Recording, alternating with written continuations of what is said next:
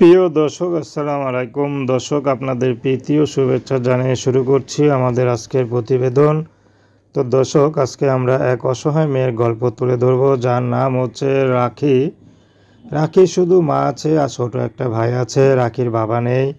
রাখির বাবা রিক্সা চালাতো। তো তার বাবাটা হঠাৎ করে আরেকটি বিয়ে করে চলে গেছে। তো রিক্সাওয়ালা বাবারা যা করে আর কি, যাই হোক। তো লাকিদের এখন খুবই কষ্ট হচ্ছে চলতে। তো কয়েক মাস তাদের খুব কষ্ট হচ্ছিল, কারণ তারা কিছুই করতো না, তার বাবার উপর নির্ভরশীল ছিল। তো বর্তমানে লাকি একটি এলাকাতেই একটি বিস্কিটের ফ্যাক্টরিতে কাজ নিয়েছে। তো সেখানে কাজ করে যা পায় তা দিয়ে কোনো মতে সংসার চলে।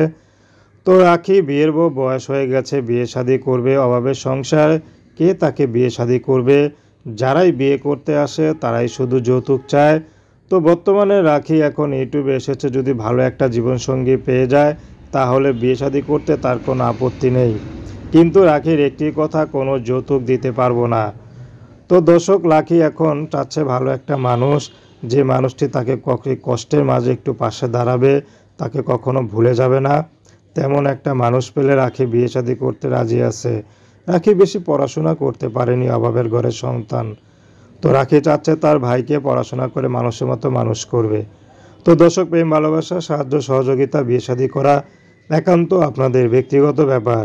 আসুন আমরা ৫ ওয়াক্ত নামাজ পড়ি।